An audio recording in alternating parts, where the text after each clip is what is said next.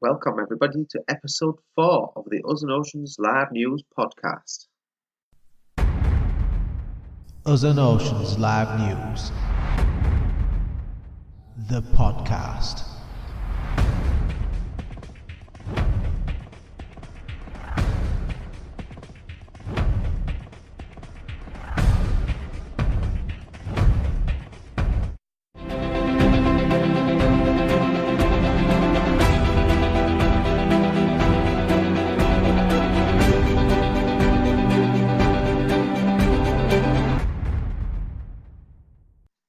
Hello, everybody. My name is Christian Chappell. This is Us and Oceans Live News, the organisation to help spread awareness to the people regarding ocean and marine conservation issues and problems by sharing the statements and infos from various marine conservation organisations from various genuine sources for the better health of the oceans, the planet, and all sentient beings that live upon it. So how you been? Happy New Year's, guys. Time of this recording is the 1st of the new year, 2019. Hope you had a great time. Didn't get drunk too much. I had a really quiet one. Didn't do much. TV was rubbish too. Absolute garbage on TV. So basically, it's just chilled. And just eventually probably fell asleep. Not much to do really. So I hope you had I hope you had a great time. Just to let you know, I've listened back to the It My podcast, and just to let you know, it's the way I'm trying to sound is trying to be more professional. I'm trying to be professional. It's just not me. It's just I'm finding it very, very difficult to sound professional. I listen to some of these podcasts, and some of these they haven't really dialed in. These guys, podcasting. So I'm thinking, with the new year coming up, I'll just go with the flow, just take as it is. So I'll just tell you about the stuff that I've been coming up on various issues again, the oceans, Sea Shepherd, and all the other organisations that do fantastic work out there, all out for the new year as well. These guys don't get a break; they'll just keep on rocking it all and do the brilliant work that they do. So just to let you know, you can get in touch with me if you'd like to. If you want to talk or give me some sort of any sort of issues that you want to talk about or you want me to talk about, explore, check it out, or anything like that, you can get in touch with me. Easiest way is through email. You can contact me by email. It's usanoceanslivenews@gmail.com, or you can go to Facebook. I'm on Facebook there too. Just search Us and Oceans Live News on Facebook, Twitter, Instagram, and I'm also on YouTube, which is also where I put my other podcasts on there. So this is the 4th podcast I'm on today. So I'd like to talk to you about the recent news where Japan has pulled out the International Whaling Commission. Some people have started to panic really and saying it's a bad thing because now they're going to really go to town on these whales. They have said that they would stop exploring the south and the Antarctic side of the hemisphere because the whale sanctuaries, which is like near the Australian waters, they're going to quit doing that. But it's going to be like they're going to concentrate on more the north side of the hemisphere, which is the bad thing really. I'd just like to brush up on a statement of Captain Paul Watson has come up, and he said Japan this week announced that they would resume whaling in the North Pacific. The fact is, Japan has never stopped whaling in the North Pacific. In 1989, the International Moratorium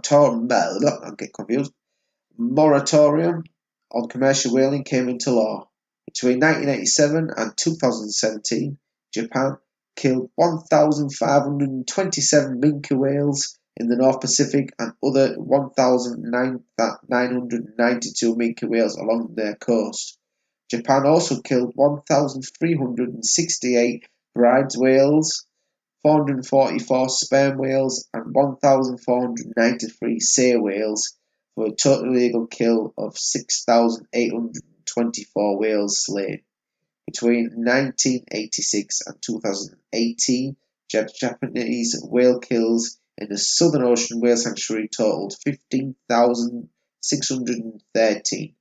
This included 18 fin whales and 15,595 minke whales. Sea shepherd interventions prevented the killing of an additional 6,000 whales in the Southern Ocean. Sea Shepherd was able to save more whales than the Japanese whales were able to kill between 2005 and 2017. The Japanese set a quota in 2017 for 304 whales in the North Pacific each year between 2017 and 2028. If they stick to this quota, they intend to kill 3,040 whales in the Pacific over the next 10 years. In 2017, the Japanese killed 177 whales, 34 minke whales and 134 sei whales. The Southern Ocean whale kill is expected to be 333 minke whales for the 2017 and 2018 season. This will make the 2017-2018 North Pacific and the Southern Ocean total of 510 whales. The expected number of whale kills in the Southern Ocean over the next 10 years will be 0. The whaling permit system set by the Japan Fisheries Agencies violates international law, and the new North Pacific Program, which is new Rep NP, continues to violate international law. The site's secretariat has initiated non-compliance proceedings against Japan in response to the slaughter of trading of sei whales from North Pacific. Whaling in the North Pacific has been condemned by the International Court of Justice and by the International Whaling Commission. Governments that are signatory to the IWC, International Whaling Commission, and sites are obligated to take economic action against illegal commercial whaling by Japan, Norway, and Iceland. Japan, the number one whale killing nation, Norway is close second. Since the implementation of the global moratorium on whaling, Norway has illegally slaughtered 14,306 minke whales. Japan has killed 1,289 more whales than Norway. Iceland is in the third worst whaling nations.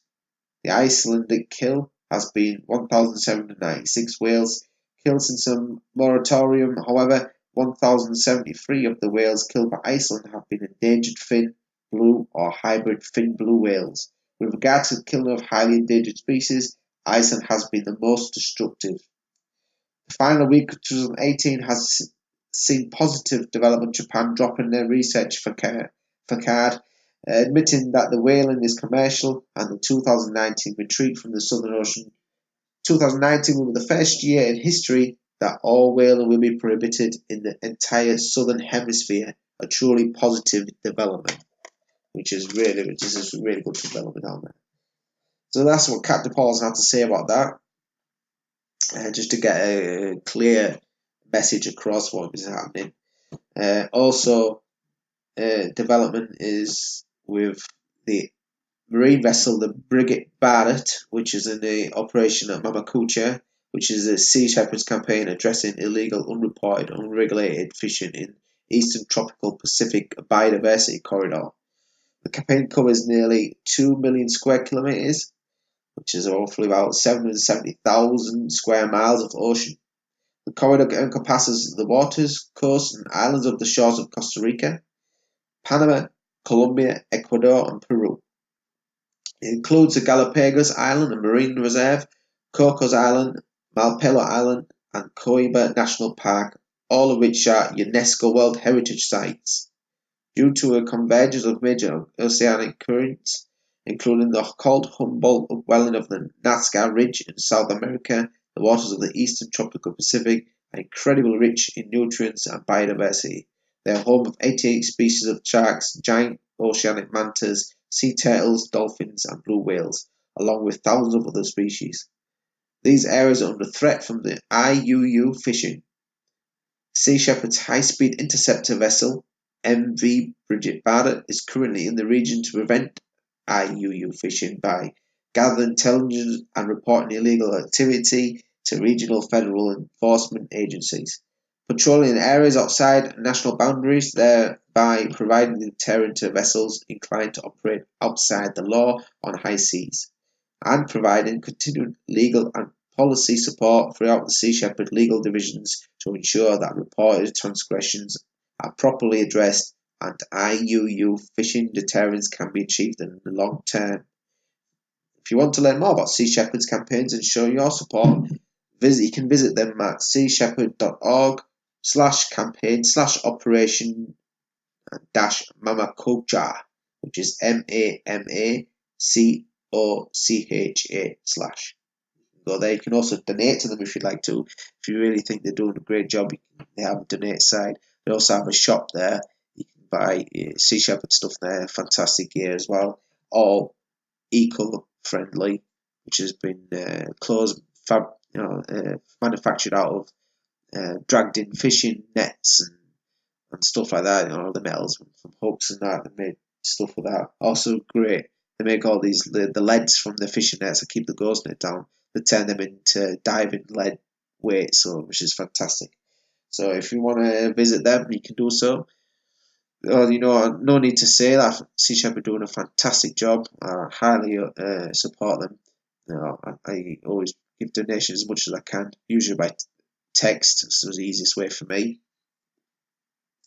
And the latest news, which is very saddening, which is 7 hours ago this news came in, which states that when the new year's begun and the slaughter has already occurred in the Faroe Islands again. These guys are, I don't know what the hell's wrong with these people.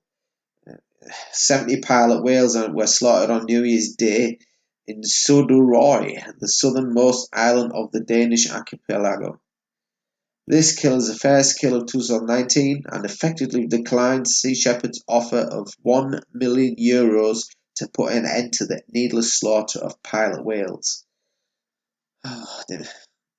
So they made this deal with Japan suspecting that they're sending the meat over to Japan. So I reckon this €1 million deal didn't go down well because obviously they have to make sure keep Japan happy. So I know the Japan fishing minister has been over to Faroe Island to have talks with the people who actually slaughter these beautiful mammals that visit the Faroe Island. Fortunately, they bypass it, some migration routes and stuff like that, and they get driven into the shore, and they just get slaughtered barbarically.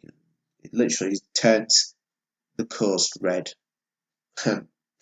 Ironically, after about a week after they do that, or a couple of days, they have like a festival on the beach, where the whales have been slaughtered, and it's incredible. These people are absolutely maniacs, let's to say. Basically, that's what they are. I'm going to look at Fishfield. I wish I hadn't looked. I support Fishfield very much. They support me. They support Ocean Ocean. They like what I do. And I love what they do, Fishfield. They're a brilliant organisation. Non-profit too. You can also donate by them by going to Fishfield on Facebook. They've got a donate button there. You can access it.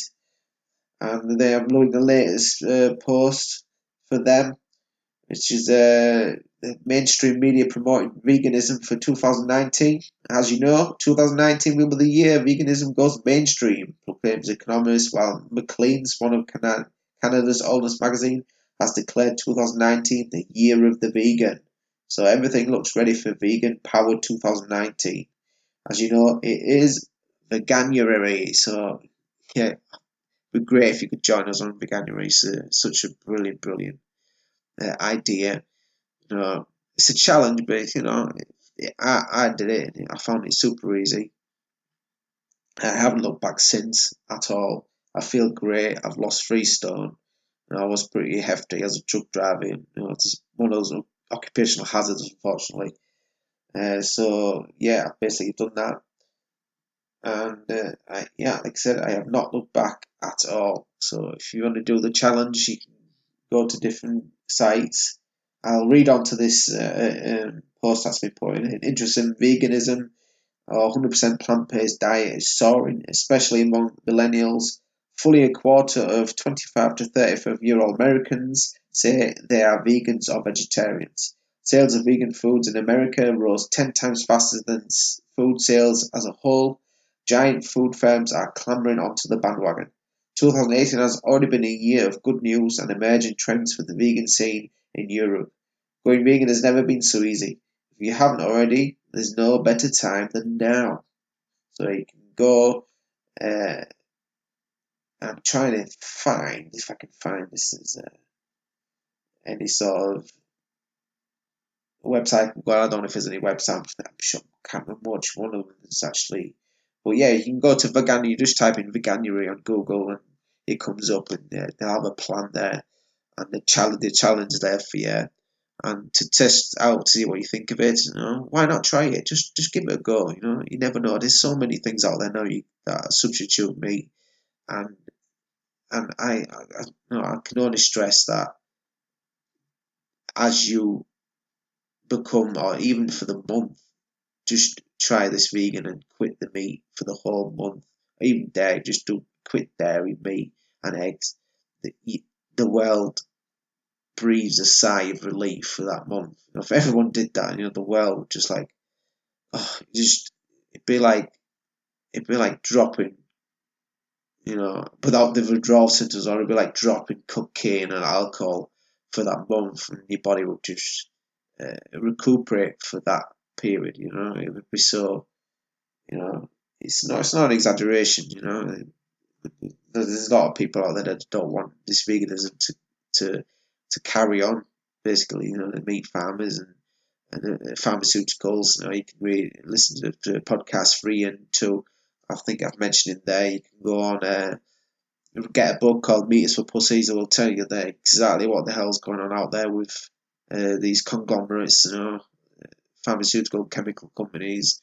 They don't want you to be healthy. So this veganism is a big negative thing for them, but plus bonus for the world and obviously for the animals. So also from Fishville, more youth in the UK will reject meat than will give up alcohol, according to the UK survey of New Year resolutions found that around 5% of the population will try to go vegetarian or vegan in January. With people more environmentally aware than even before, we've seen a real surge in people going vegan. Neat and Ike lifestyle editor Voucher Codes, which commissioned the survey. Thanks to McCann for sharing this. It's got a video there. It's shared by the Daily Mail too. Vegan fishless fingers hit the UK supermarket shelves for the first time. So we're going to get vegan fish fingers. I used to love, for my sins, I used to love a fish finger sandwich. Before I knew what the hell was going on in the world, that's what I used to eat. So you can get vegan fishless fingers. So in the UK, I'll do me. I'll have vegan fish fingers on sandwich again. It looks great. I'll do me just fine. So now at last you can look at you in peace. I don't eat you anymore. Well, in peace. So it's about fish basically. So they say plantbasednews.org says why my New Year's resolution is to speak up about the suffering of fish. So basically, there's a guy that reported plantbasednews.org, and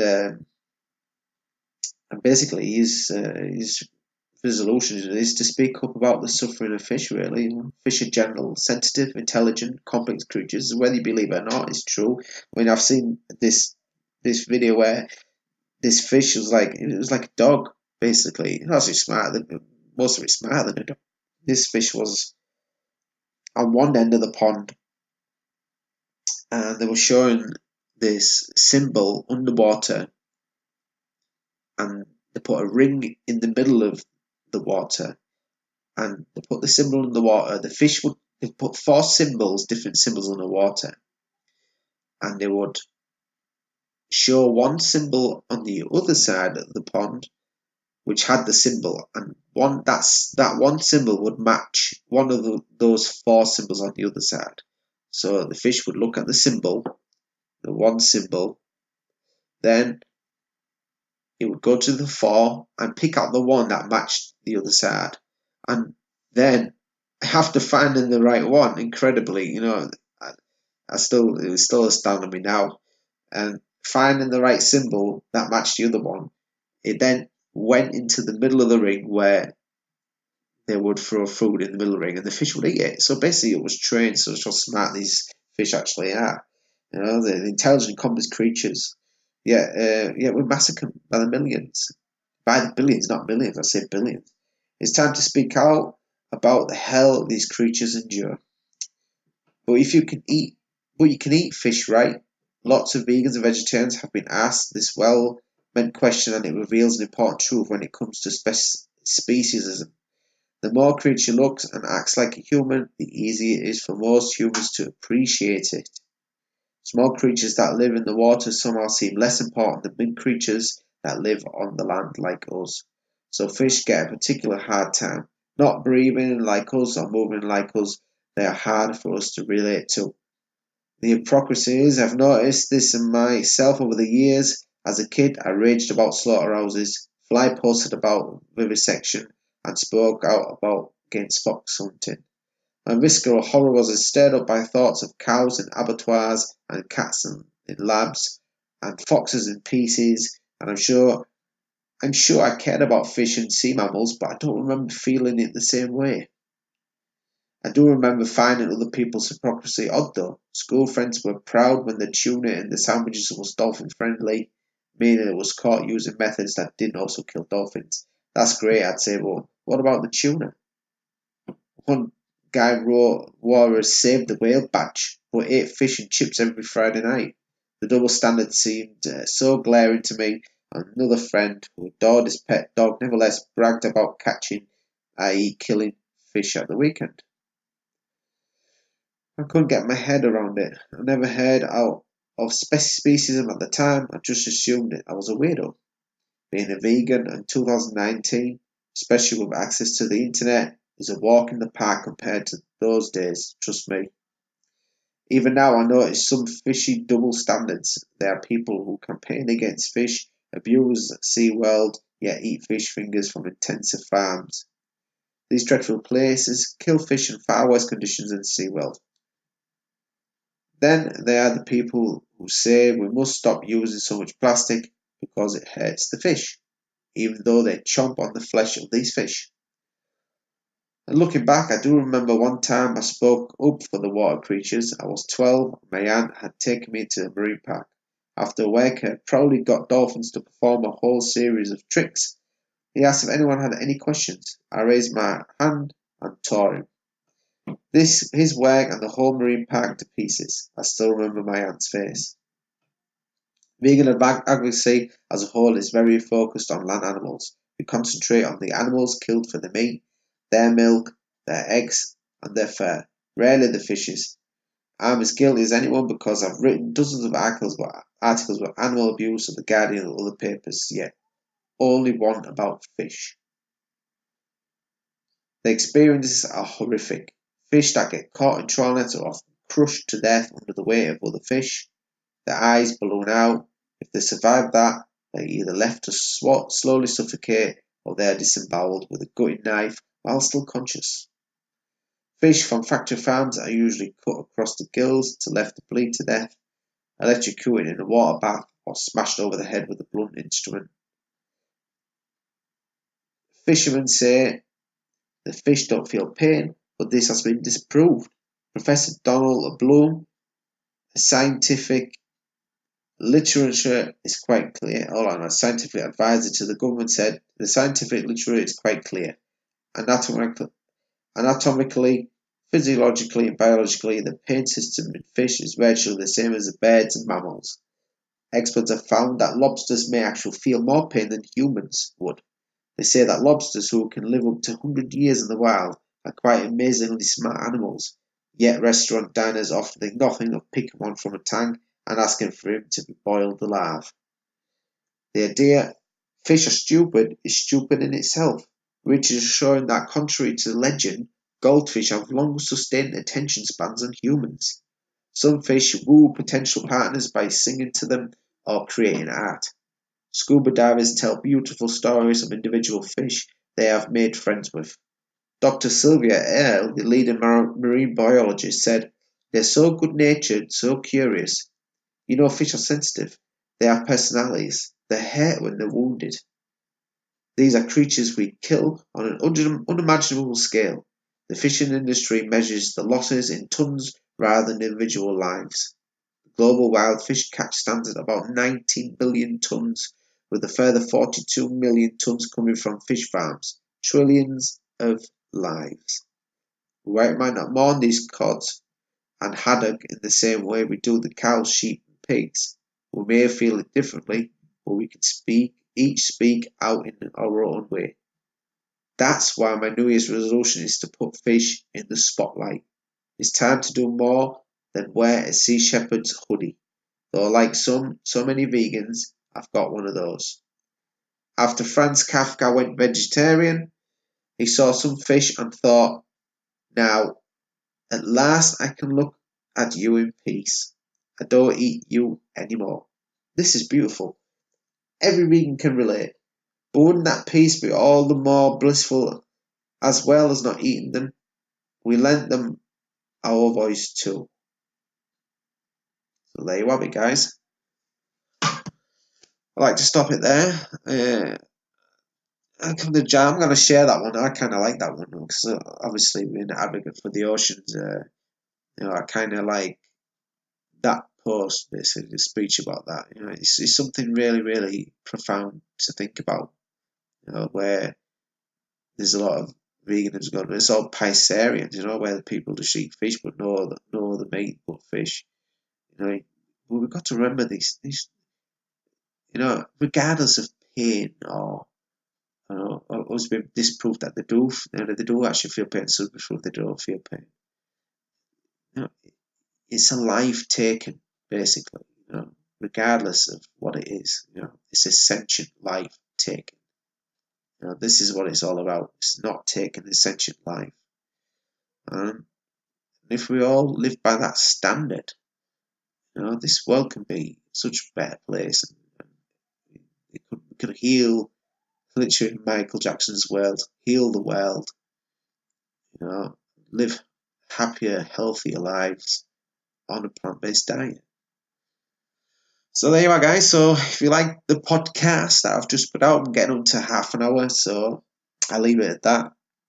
I haven't had anybody contact me at all. If you like the podcast, get in touch with me, guys. If you've got any comments, if you don't like it, even if you don't like it, and you want to say something about it, get in touch with me via the contacts that I've stated at the beginning. Other Oceans Live News at gmail.com. That's the best way to get in touch with me. Be happy to answer any questions you have.